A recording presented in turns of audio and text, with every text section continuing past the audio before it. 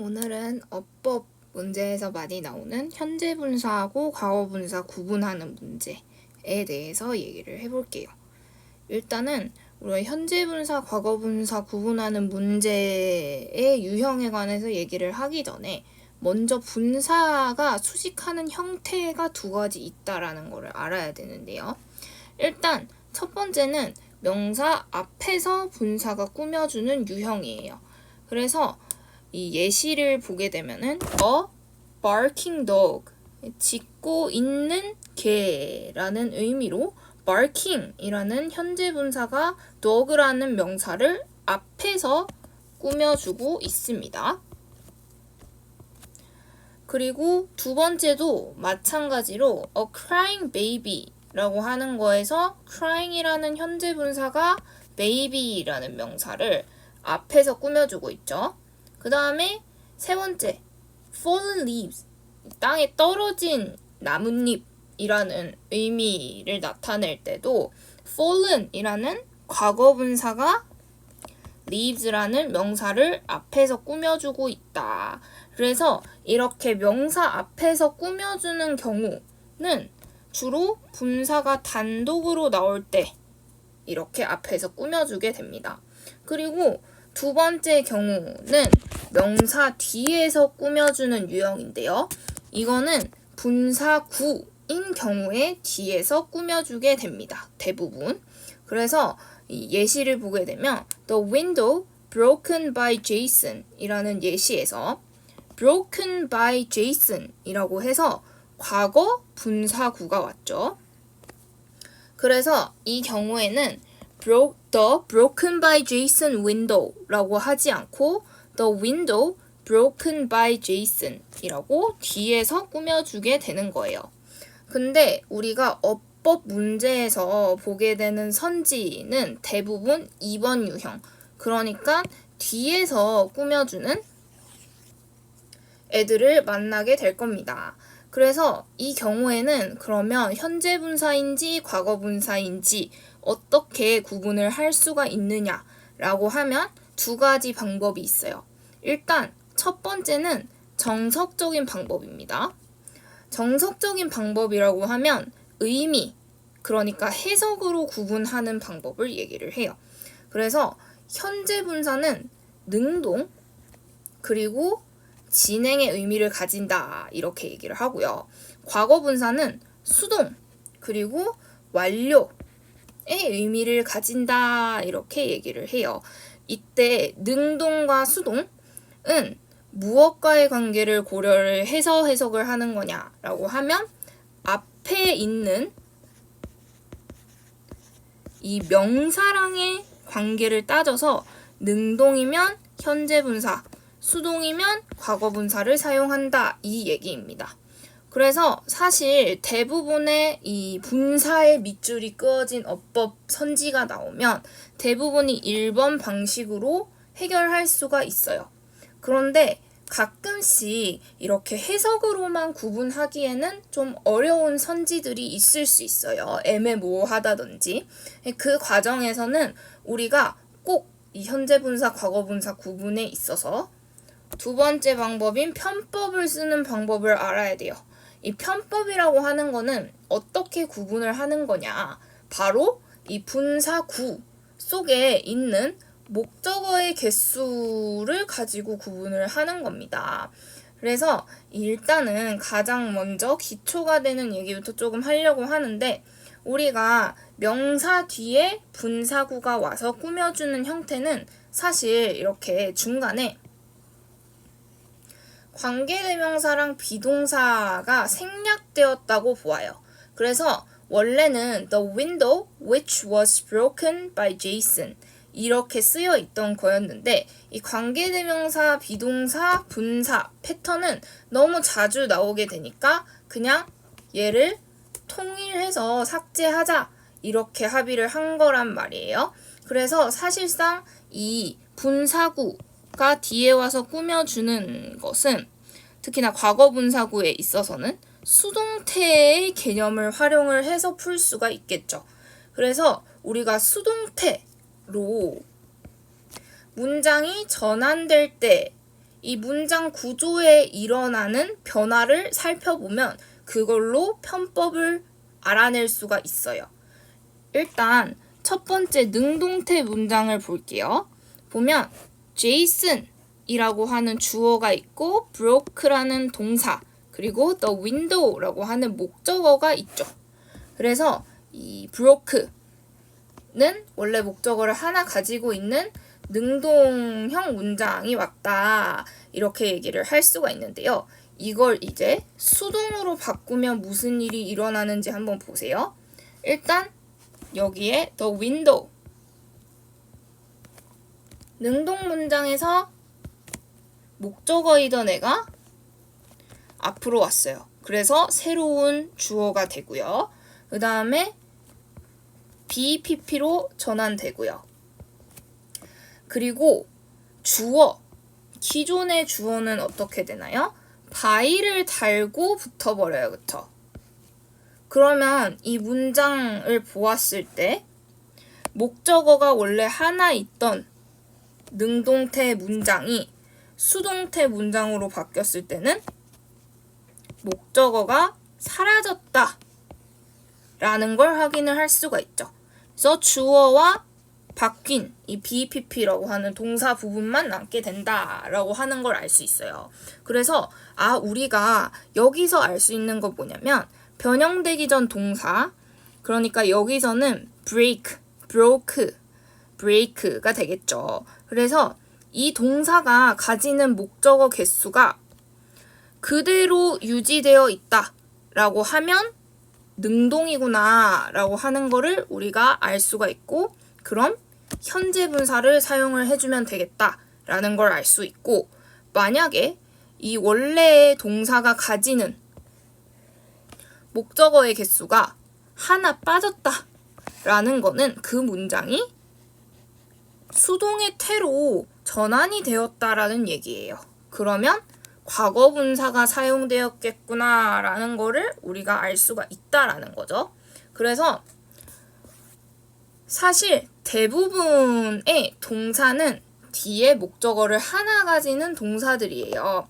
그래서 90% 이상은 뒤에 목적어가 하나 있다라고 하면 현재 분사를 사용을 해주고 만약에 0개이다. 뒤에 목적어가 빠졌다라고 하면 과거 분사다 라고 체크를 해주면 대부분 맞습니다.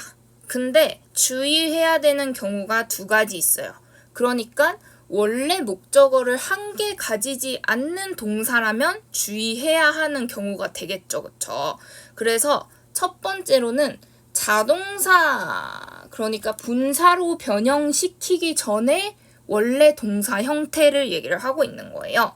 걔가 자동사다 라고 하면 걔는 현재 분사로만 사용을 해줍니다. 왜냐하면 우리 이 수동태라고 하면 이런 식으로 능동태에서의 문장에서 목적어를 중심으로 문장을 다시 써준 걸 얘기를 해요. 근데 자동사의 경우에는 원래 목적어가 없죠. 그러니까 바꿔 써줄 중심이 될 목적어가 없는 거예요. 그러니까 수동태로 사용을 할 수가 없다. 그래서 이 경우에는 과거 분사로 사용하지 않고 현재 분사로만 사용된다 라고 하는 거를 잘 체크를 해둬야 되고요. 그리고 두 번째 주의해야 되는 경우는 뭐냐? 이 위에 게 목적어가 빵개인 애들이었다면 이번에는 목적어나 명사가 2개 오는 애입니다. 그래서 이 4형식이나 5형식 동사가 그 경우에 해당하는데 얘네는 수동태로 바뀌어도 뒤에 목적어나 명사가 하나 남아요. 그렇기 때문에 뒤에 무조건 목적어나 목적어처럼 보이는 명사가 하나 남아있다고 해서 현재 분사다라고 하는 규칙을 무작정 적용할 수는 없다라는 얘기입니다. 그래서 이 예시를 좀 볼게요. My friends call me Alex. 내 친구들은 나를 알렉스라고 부른다. 이렇게 무언가를 어쩌고저쩌고라고 부르다 라고 할 때 콜은 콜, 목적어, 목적 보어 형태로 오게 됩니다. 이거를 수동태로 전환을 시키면 어떻게 되냐? me 라고 하는 목적어를 중심으로 다시 써주는 거죠. 나는 called, 불린다. 수동태로 전환이 되었죠? 그럼에도 불구하고 여전히 목적 보어 역할을 하던 명사인 알렉스는 뒤에 계속 남아있게 되는 거죠.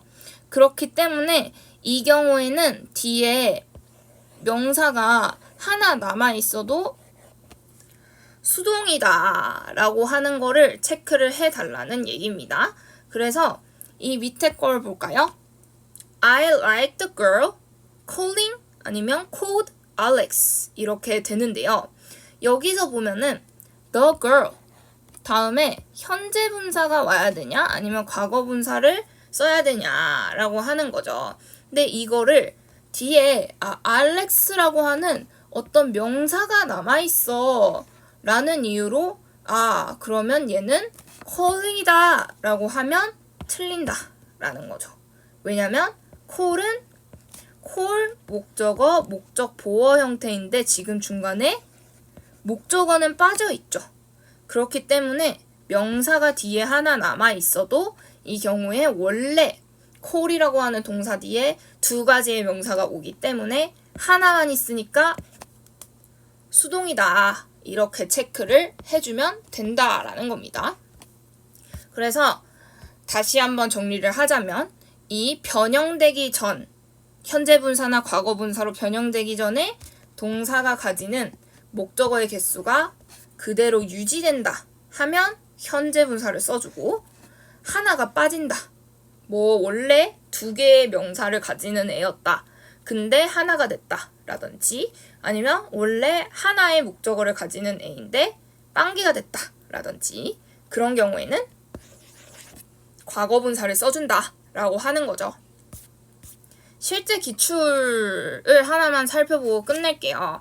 그래서 이거는 실제로 수능에 나왔던 어법 문항인데요. 이 현재 분사, 과거 분사 구분하는 그런 선지였습니다. 그래서 여기서 보면은 to recreate the meanings associated with specific pieces of clothing 이렇게 되어 있는데요. 이 associated에 밑줄을 그어놨다라는 거는 지금 여기 과거 분사가 알맞게 잘 쓰였느냐를 물어보고 있는 거예요. 그래서 그러면 우리가 이거를 일단 첫 번째 정석적인 방식으로 해결을 할 수 있으면 가장 좋죠. 그래서 정석적인 방식으로 해석을 해보면 이 의미가 specific pieces of clothing과 연관되어 있는 거죠.